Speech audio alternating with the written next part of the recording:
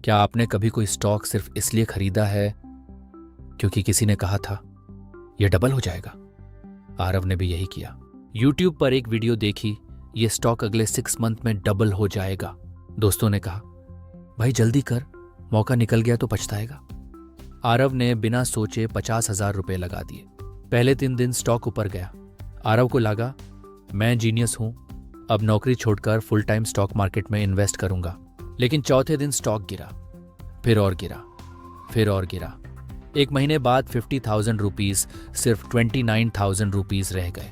आरव ने गुस्से में स्टॉक बेच दिया और उसी रात उसने खुद से कहा स्टॉक मार्केट गैम्बलिंग है। लेकिन सच ये नहीं था, स्टॉक मार्केट गैम्बलिंग नहीं था, आरव गैम्बलिंग कर रहा था। और यही डिफरेंस समझाने के लिए बेंजामिन ग्रेहम ने एक लेजेंडरी बुक लिखी, द इंटेलिजेंट इन्वेस्टर। आज की वीडियो में हम इस बुक को बोरिंग समरी की तरह नहीं समझेंगे। हम समझेंगे कि एक ऑर्डिनरी इंसान कैसे स्पेक्युलेटर से इंटेलिजेंट इन्वेस्टर बनता है। और अगर आप वीडियो के एंड तक रुके तो आपको समझ आ जाएगा कि स्टॉक मार्केट में पैसा कमाने से ज़्यादा ज़रूरी है पैसा बचाना। Part 1, investor versus speculator. Part 1, investor versus speculator. Aarav की कहानी वहीं ख़त्म नहीं हुई। लॉस के बाद उसने मार्केट छोड़ने का फैसला कर लिया। लेकिन फिर उसकी मुलाकात हुई एक बुजुर्ग इन्वेस्टर से। नाम था मेहता जी। मेहता जी ने उससे सिर्फ एक सवाल पूछा, तुमने वो स्टॉक क्यों खरीदा? आरव बोला, क्योंकि सब बोल रहे थे कि ऊपर जाएगा। मेहता जी मुस्कुराए और बोले, तो तुम इन्वेस्टर नहीं थे, तुम भीड़ का हिस्सा थे। फिर उन्होंने एक लाइन कही, इन्वेस्टर वो नहीं होता जो स्टॉक खरीदता है, इन्वेस्टर वो होता है जो बिजनेस खरीदने जैसा सोचता है। द इंटेलिजेंट इन्वेस्टर की पहली बड़ी सीख यही है, इन्वेस्टर और स्पेक्युलेटर अलग होते हैं। स्पेक्युलेटर पूछता है प्राइस कब ऊपर जाएगी, इन्वेस्टर पूछता है कंपनी असल में कितनी मजबूत है।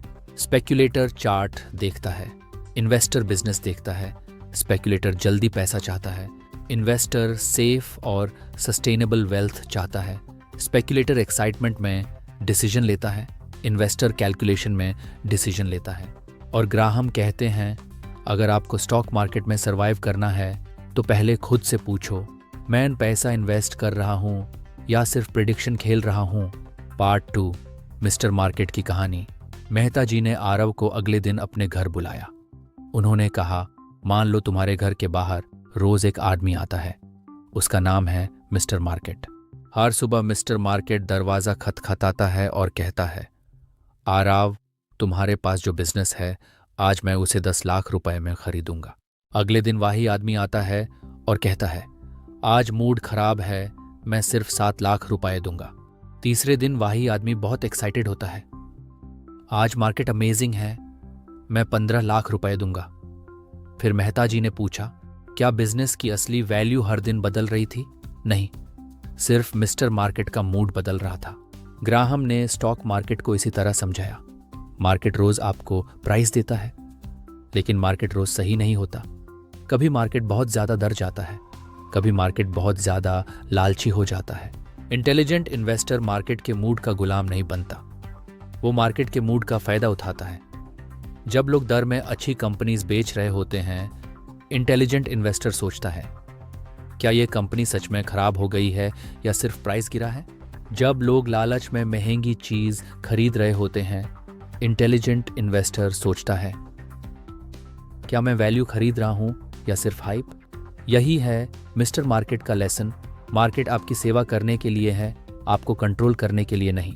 Part 3, margin of safety. अब मेहता जी ने आरव को एक ब्रिज की फोटो दिखाई। उन्होंने पूछा, अगर इस ब्रिज पर मैक्सिमम दुस्तन वाजन सहने की कैपेसिटी है तो क्या तुम एग्जैक्टली दुस्तन का ट्रक भेजोगे? आरव बोला, नहीं, रिस्क है, मैं 7 या 8 टन तक ही भेजूंगा। मेहता जी बोले, यही इन्वेस्टिंग में मार्जिन ऑफ सेफ्टी है। द इंटेलिजेंट इन्वेस्टर की सबसे इंपॉर्टेंट सीख है मार्जिन ऑफ सेफ्टी। इसका मतलब सिंपल है, किसी स्टॉक को उसकी असली वैल्यू से कम प्राइस पर खरीदना। मान लो एक कंपनी की रियल वैल्यू 100 रुपीज लगती है, लेकिन मार्केट दर की वजह से 65 रुपीज पर बेच रहा है। इंटेलिजेंट इन्वेस्टर सोचता है, यहां मेरे पास सेफ्टी है। क्यों? क्योंकि अगर मेरी कैलकुलेशन थोड़ी गलत भी हो जाए तो भी मेरे पास क्वेश्चन है। सोचिए, एक प्रॉपर्टी की रियल वैल्यू 1 करोड़ रुपए है।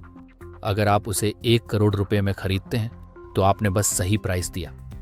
लेकिन वही प्रॉपर्टी पैनिक या अर्जेंसी में 70 लाख रुपए में मिल जाए तो अब आपके पास सिर्फ प्रॉपर्टी नहीं, प्रोटेक्शन भी है। क्योंकि अगर आपकी कैलकुलेशन थोड़ी गलत भी हो जाए फिर भी आपके पास 30 लाख रुपए का कुशन है। स्टॉक मार्केट में भी यही गेम है। इंटेलिजेंट इन्वेस्टर महंगी एक्साइटमेंट नहीं खरीदता, वो डिस्काउंट पर वैल्यू खरीदता है। ग्रैम का पॉइंट था, आप फ्यूचर को परफेक्टली प्रिडिक्ट नहीं कर सकते। कंपनी के प्रॉफिट्स बढ़ा सकते हैं, इकोनॉमी बढ़ा सकती है, इंटरेस्ट रेट्स बढ़ा सकते हैं, मैनेजमेंट गलती कर सकता है। इसलिए इंटेलिजेंट इन्वेस्टर हमेशा पूछता है, अगर मैं गलत हुआ तो मेरा नुकसान कितना होगा? क्योंकि स्टॉक मार्केट में सिर्फ स्मार्ट होना काफी नहीं है, सेफ होना भी जरूरी है। Part 4, defensive investor versus enterprising investor. अब आरव ने पूछा, तो क्या मुझे रोज बैलेंस शीट पढ़नी पड़ेगी? क्या हर इन्वेस्टर को एक्सपर्ट बनना पड़ेगा? मेहता जी बोले, नहीं। ग्राहम ने 2 तरह के इन्वेस्टर्स बताए हैं। पहला, डिफेंसिव इन्वेस्टर। डिफेंसिव इन्वेस्टर वो है जिसके पास ज्यादा टाइम नहीं है, वो नौकरी करता है, फैमिली संभालता है, मार्केट को रोज ट्रैक नहीं कर सकता। उनके लिए सिंपल स्ट्रैटेजी है, strong companies, diversification, long term thinking और अननेसेसरी ट्रेडिंग से बचना। आज के टाइम में ये approach mutual funds, index funds या अच्छे डाइवर्सिफाइड पोर्टफोलियो से मैच कर सकती है। और दूसरा, एंटरप्राइजिंग इन्वेस्टर। एंटरप्राइजिंग इन्वेस्टर वो है जो रिसर्च कर सकता है, वो एनुअल रिपोर्ट्स पढ़ता है, कंपनी की अर्निंग्स देखता है, पैराडॉक्सिकली डेट देखता है, मैनेजमेंट देखता है, प्राइस और वैल्यू कंपेयर करता है। लेकिन ग्राहम एक वार्निंग देते हैं, अगर आप रिसर्च नहीं कर सकते तो खुद को एक्सपर्ट समझने की गलती मत करो। मार्केट में सबसे डेंजरस इंसान बिगिनर नहीं होता, सबसे डेंजरस इंसान वो बिगिनर होता है जिसे लगता है कि वो एक्सपर्ट है। पार्ट 5, प्राइस और वैल्यू में डिफरेंस। आरव ने एक दिन मेहता जी से कहा, एक स्टॉक 50 रुपीज़ का है और दूसरा 2000 रुपीज़ का, 50 रुपीज़ वाला सस्ता है, सही? मेहता जी ने कहा, नहीं, प्राइस छोटा होना सस्ता होना नहीं है। ये बहुत बड़ा लेसन है। प्राइस वो है जो आप पे करते हो, वैल्यू वो है जो आपको मिलता है। एक 50 रुपीज़ का स्टॉक भी महंगा हो सकता है अगर कंपनी कमज़ोर है। एक 2000 रुपीज़ का स्टॉक भी सस्ता हो सकता है अगर कंपनी स्ट्रांग है और फ्यूचर अर्निंग्स अच्छी हैं। मान लो 2 दुकानें हैं। पहली दुकान 7 लाख रुपए में मिल रही है लेकिन ग्राहक नहीं आते, डेट ज़्यादा है। दूसरी दुकान 20 लाख रुपए में मिल रही है लेकिन लोकेशन अच्छी है, रोज सेल्स है, प्रॉफिट स्टेबल है। अब सस्ता कौन है? पहली दुकान प्राइस में सस्ती है लेकिन दूसरी दुकान वैल्यू में बेहतर हो सकती है। इंटेलिजेंट इन्वेस्टर प्राइस देखकर एक्साइटेड नहीं होता, वो वैल्यू देखकर डिसीजन लेता है। पार्ट 6, इमोशन सबसे बड़ा एनिमी है। कुछ महीनों बाद मार्केट में क्रैश आ गया। न्यूज़ चैनल्स चिल्ला रहे थे, सोशल मीडिया पर लोग बोल रहे थे, सब बेच दो। आरव डर गया, उसका हाथ सेल बटन पर था। लेकिन तभी उसे मिस्टर मार्केट वाली बात याद आई। मार्केट का मूड बदल सकता है, पर क्या मेरी कंपनी की वैल्यू बदल गई? उसने अपनी कंपनीज दोबारा चेक किन। कुछ कंपनीज सच में वीक थीं, उन्हें उसने बेच दिया। लेकिन कुछ स्ट्रॉन्ग कंपनीज थी जिनके फंडामेंटल्स अभी भी अच्छे थे। इस बार आरव पैनिक में नहीं बिका। और यही इंटेलिजेंट इन्वेस्टिंग है, इमोशन को इग्नोर करना नहीं, इमोशन को समझकर डिसीजन से दूर रखना। ग्रीड आपको महंगा खरीदवाती है, फियर आपको सस्ता बिकवाता है, और इंटेलिजेंट इन्वेस्टर इन दोनों से बचता है। पार्ट 7, सबसे प्रैक्टिकल रूल्स। अब अगर आप द इंटेलिजेंट इन्वेस्टर की कोर सीख को सिंपल रूल्स में समझना चाहते हैं तो इन्हें याद रखिए। रूल नंबर 1, स्टॉक नहीं, बिजनेस खरीदो।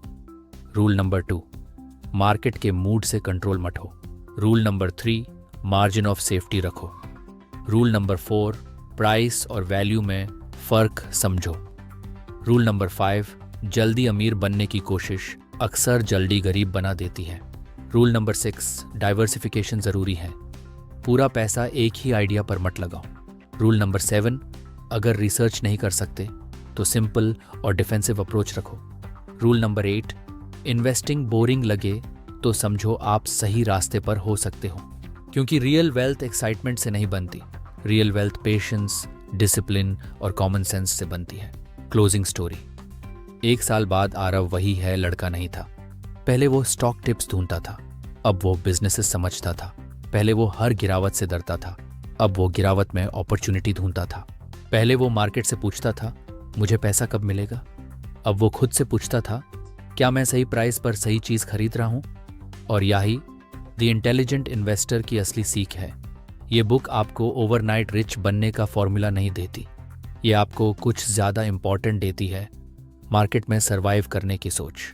क्योंकि जो मार्केट में सरवाइव करता है वही लॉन्ग टर्म में वेल्थ क्रिएट करता है। स्टॉक मार्केट में पैसा कमाने से पहले आपको एक चीज सीखनी पड़ती है, खुद को कंट्रोल करना। क्योंकि मार्केट से संघर्ष बाद में है, पहली संघर्ष आपकी अपनी ग्रीड और फियर से है। इन्वेस्टिंग सिर्फ स्टॉक खरीदने का नाम नहीं है, ये सोचने का तरीका है। अगर आज की वीडियो से आपको ये बात समझ आई तो कमेंट में लिखिए, आई विल इन्वेस्ट इंटेलिजेंटली। और कमेंट में बताइए अगली बुक कौन सी समझनी है, रिच डैड पुअर डैड या द साइकोलॉजी ऑफ मनी। यह है TDI, डी डीप इनसाइट, जहां हर स्टोरी सिर्फ सुनने के लिए नहीं होती, कुछ सोचने और सीखने के लिए होती है।